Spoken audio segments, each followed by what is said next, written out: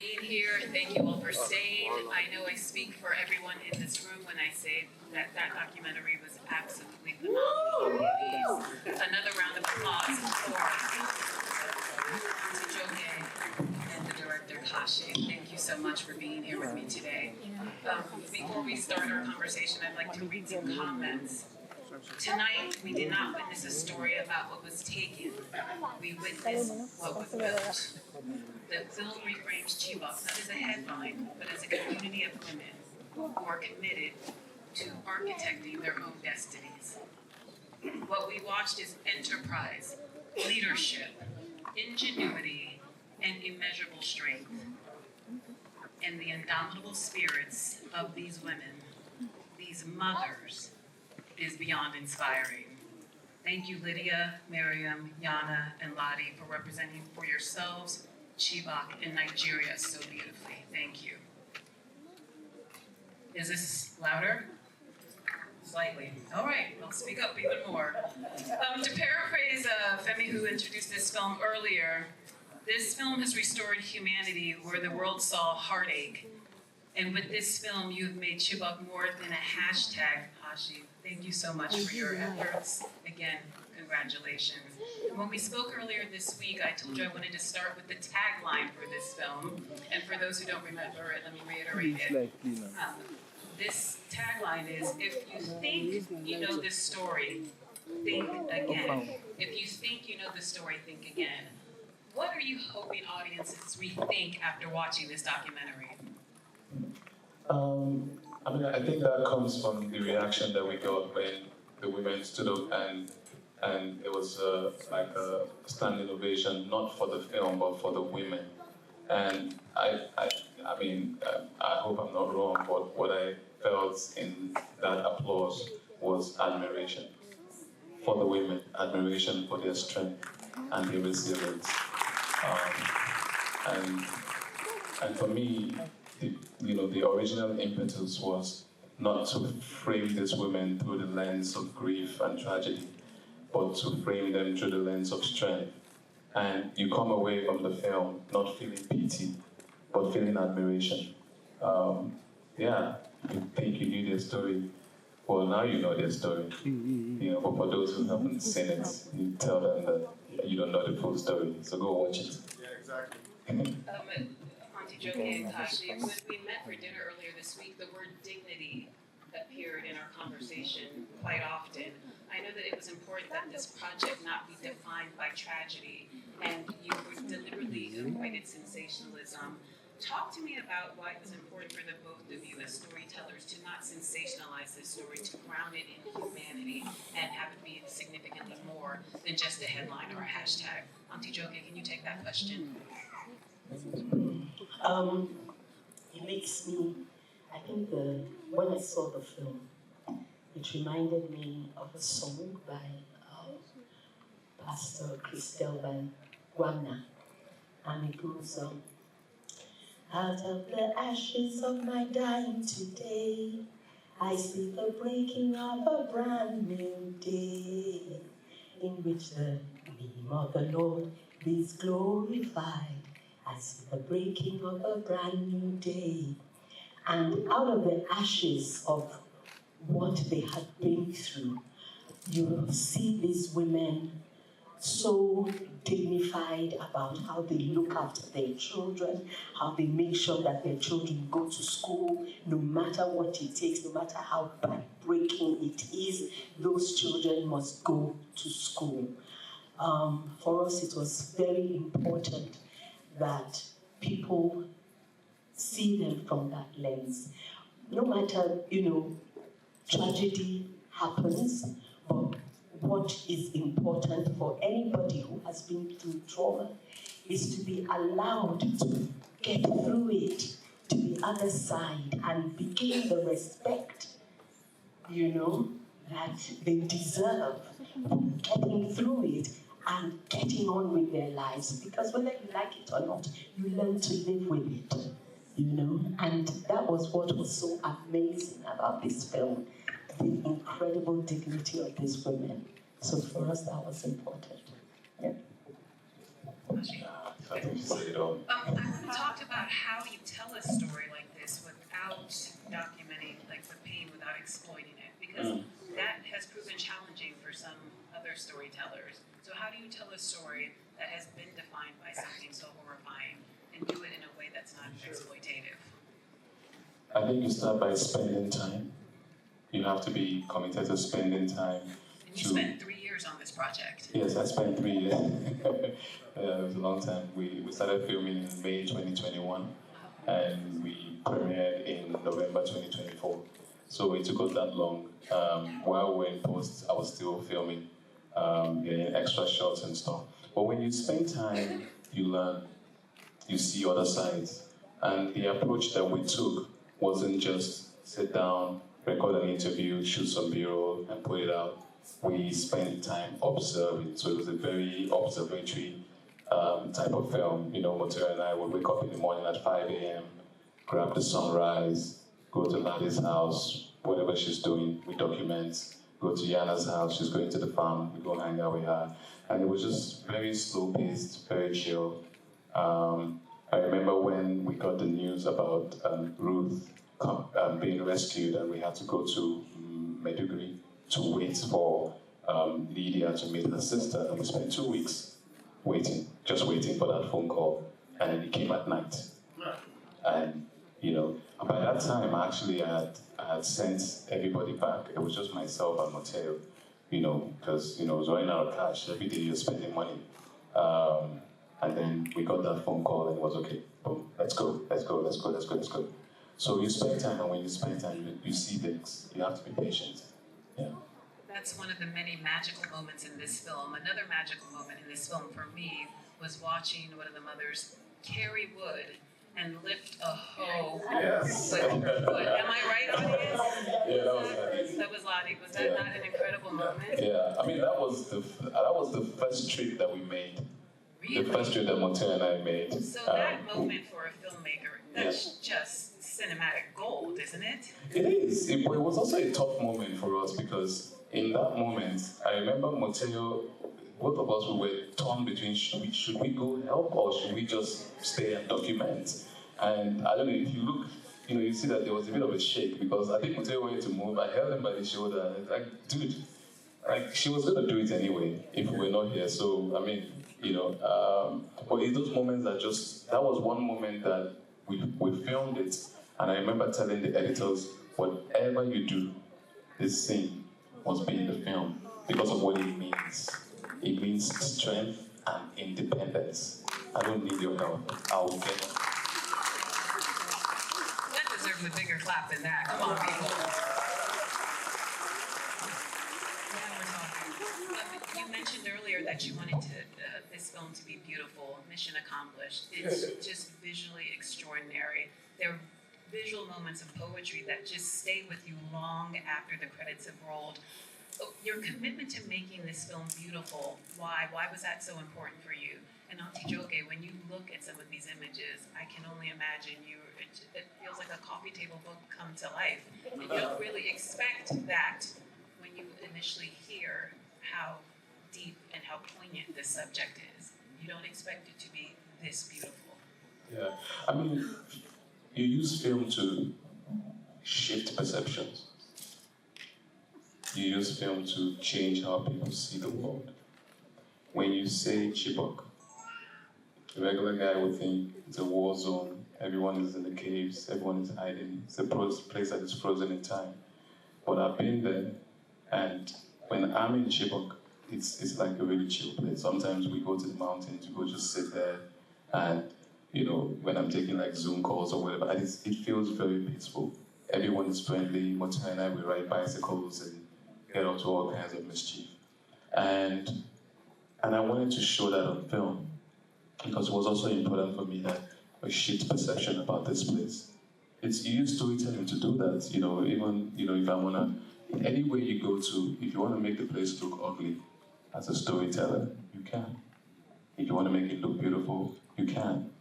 I went into this with an agenda, and the agenda was to make this place look beautiful, to make the women look beautiful, because they are.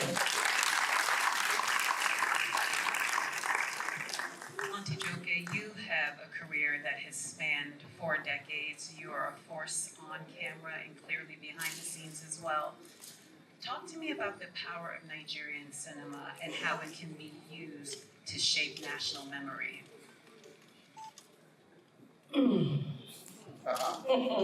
That's quite a question. One of the things I think we want to do with this film is that more than being, they're beyond poster women for kidnapping, for terrorism, they're beyond that. Their story now has been archived. We will never forget the mothers of Chibok because we have it on film. And the film is so powerful that it has documented their story from their own perspective. They told their story. And what is fascinating for me about the film is that I don't know how many people remember when Ladi is riding the bicycle. And by the way, there are landmines on that terrain. When she's riding the bicycle, it looks like a desert, doesn't it? And then all of a sudden, we see green, and it gets greener and greener. And that's the power of a film like this. What it is saying to us, and what Kachi has done with this film, is to switch the narrative and say that these women are farmers. Why are they farmers? They are farmers because they want to send their children to school. And a lot of you people who have been invited, you were invited specifically for this premiere. We believe that you can support these women to reduce the back-breakingness of the work that they do. And also, Kachi will tell us more. Some people will be able to invest. Let me try and put it in context, please, if you don't mind, Lola. A couple of days ago, we went to a UNM office. It was amazing. So when I say we can assist to reduce the back-breakingness of the work, we work with them to do it. We don't impose anything on them. And I remember there was this beautiful solar paneled, it was like a lorry that they could, a truck, a mini truck that would take them to the farm, and it's solar powered, so there won't need to be any cycling and anything like that. And Mama Yana immediately said, no, we don't want that one. We want bicycle. And we're like, hey, bicycle, I mean, this is, And she says, who's going to repair that one when it breaks? Who's going to repair it? Until we train people who can repair it. You see, bicycle, I will repair it. I know every single part of the bicycle. That day they got 20 bicycles. That just that one day. And so that's the kind of impact that we're hoping that this film has. Joining hands to make sure that these women, represented by the 4 you saw on the film, but they are many, and making sure that we scale their business. Thank you. So, Tasha, let's dive deeper into how exactly we can help. Let's get into the nuts and bolts of it, because Auntie Joke said it perfectly. This film makes clear that farming is what funds education, and education is how these women continue to fight back. So let's drill into the nuts and bolts. I understand that you have a program now that has a cohort of 9 women, and you're hoping to scale that to 100 women. And in that cohort, they're taught farming techniques, they're giving seeds, fertilizer, et cetera, et cetera. Talk to us about that program specifically, and then tell us, all in the audience who are now activated, having watched that film, how we can help. Well, backstory. So for me, it was always about how can film live beyond this So in 2024, towards the end of production, I started thinking about what exactly can we do with the mothers of Chibok. And like you said, farming funds education in Chibok. Well, the main thing that they plant is groundnuts. And so when the harvest comes, they sell it, or they sell it to middlemen in the village, who pay them whatever they want to pay them, and that's it. And the harvest is always not very great, it's meager.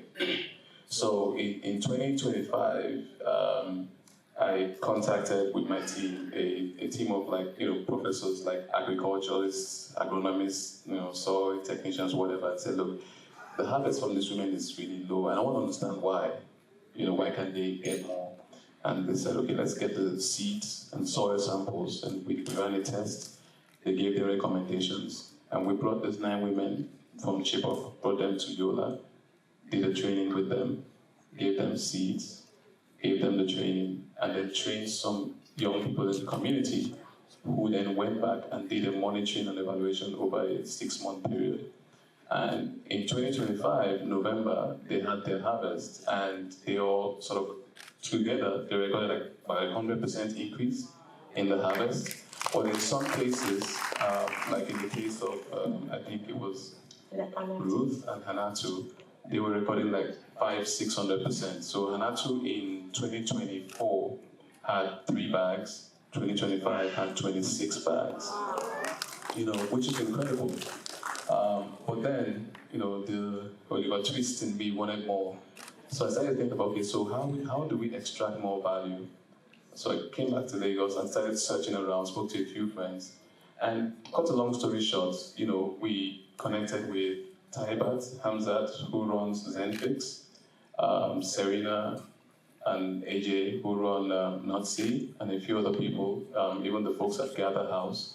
And basically what has happened now is that we've taken the groundnuts from Chibok and we've converted them into a product that you can taste. So if you go out there, there's peanut butter made with groundnuts, purely groundnuts from Chibok. There's groundnut paste, there's peanut chocolates, there's pop nuts, and it's branded. And it's branded Mothers of Chibok. And for me, what's my dream? Coming to a Whole Foods near you. And my dream, and maybe it's crazy, maybe it's, I don't know, we'll see. But my dream is that, can we take that name, Mothers of Chibok, that place called Chibok, and make it into a brand that is associated with resilience and hope and courage, as opposed to abduction, kidnapping, and terror. So that's the big dream, and we've done the MVP, if you would call it that, and we hope that everybody gets something as they go out. The women are going to give them something. Everybody must get something from the women. I think there's enough to go around here. And a little token from them, just to say it is possible to flip the narrative. And so, whether it's partnerships, collaborations, technical support, whatever it is, right?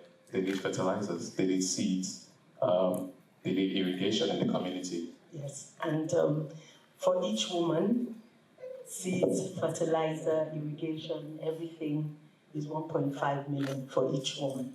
What we're praying we can do together with your assistance, with the assistance of people you know, is to scale that to 100. We started with 9 women, as Kachi has told you. His pilot project has been with 9 women. We hope that by the end of 2026 we have 100.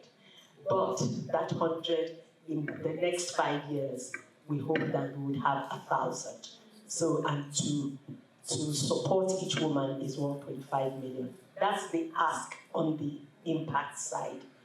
My hope, he will talk to you more about enterprise, if he wants to.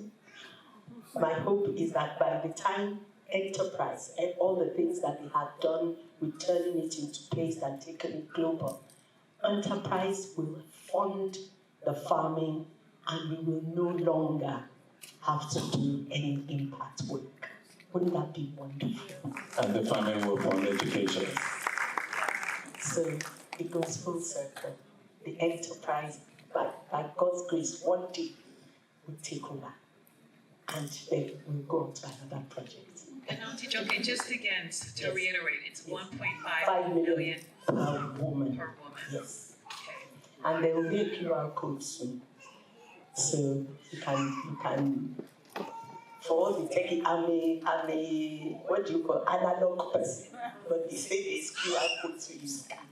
So you scan the QR code, it will show you where what which account it is to pay whatever it is that you'd like to donate, and also there's space for you to tell how you want to engage, and there's room for more conversations to let us know how you would like to engage. Like I said, yesterday we got 20 bicycles, and we got somebody who said they'll pay for an audit for their homes to see what they need in their homes, and audit to see what they need in their farms. They're going to give them water to irrigate the farms that will be solar powered. So there's just so much that is possible. And with your help, we can do it. One of the things that occurred to me when I was sitting there is that, the power of film is that we can go anywhere by watching a film, all right? So a lot of us here, we've watched films and we've been to America, we've been all over the place. But how many of us have been to different parts of Nigeria in film? Some of us will never go to Chibok, but we've been to Chibok on film. And we will transform that area just by watching the film. Thank you.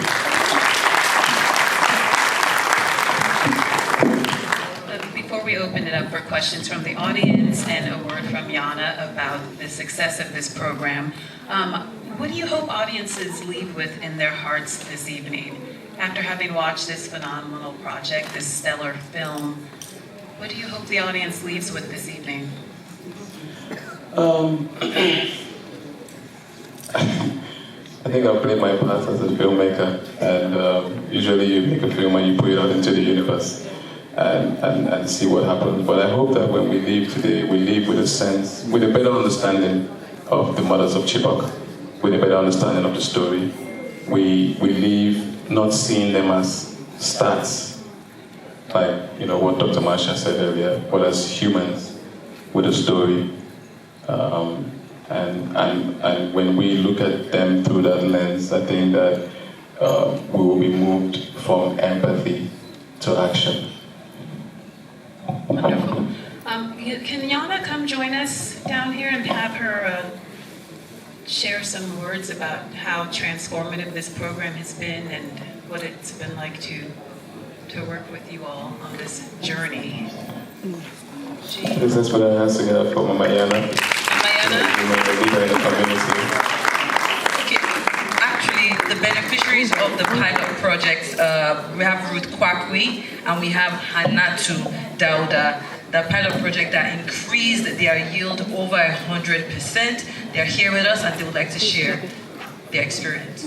Thank you so much for joining us, Mama Yana, and thank you for your indomitable spirit, your strength, your perseverance. It's awe-inspiring. Can you please talk to us about the importance of this project and why you wanted to participate in it and the success of this program?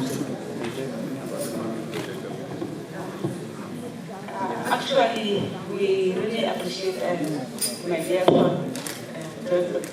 Kachi, for his efforts towards supporting us in our family. Before, we found out the fertilizer without chemical, without tractor, but for this season, we have enough fertilizer, chemicals, and even farming to tractors, and even support us with money to bring it home back, bring the product home. So we appreciate the family issues here.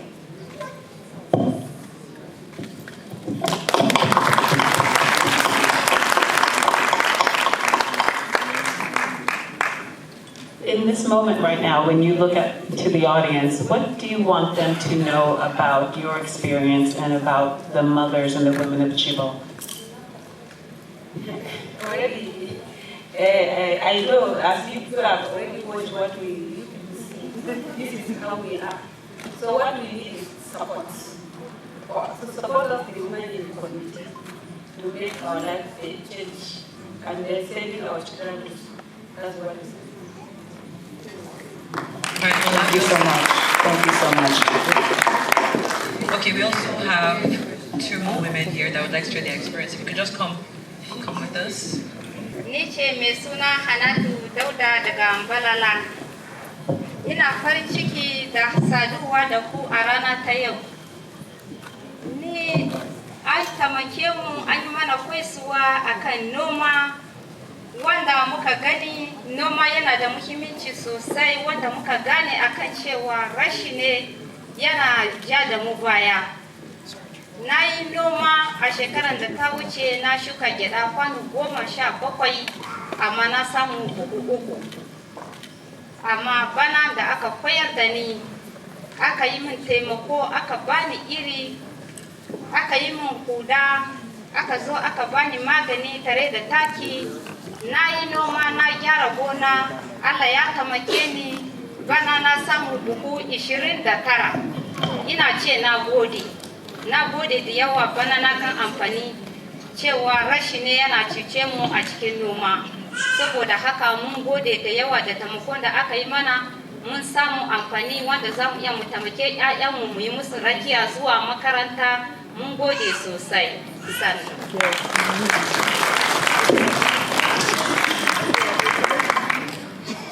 All right. She actually started by introducing herself, which is Hanatu Dauda, and she's from Mbalala community, not far away from Chibok, under Chibok local government.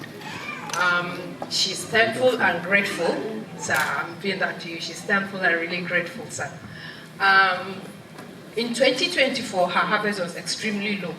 She planted 10 mudus, right?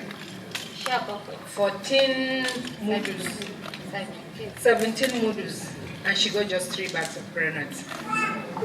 Just 3 bags of granules. Last year, with all the help granted to her, she got 29 bags of granules. Highest in her life. So she's grateful, and with that, she now understands that it's lack of funds that is holding them from achieving what they need to achieve. So she's extremely grateful, she's happy with what she got. It has really helped her in looking forward and paying her children's school fees, right? And doing her other things with it. She's very grateful about that.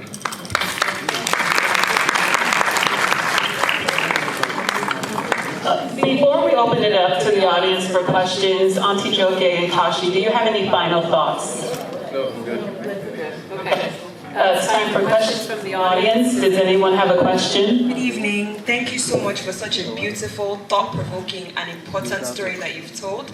I wanted to ask what advice you have for young filmmakers such as myself on how to balance not just wanting to entertain the masses, but also spreading important information to my generation and also helping the country through film and through entertainment.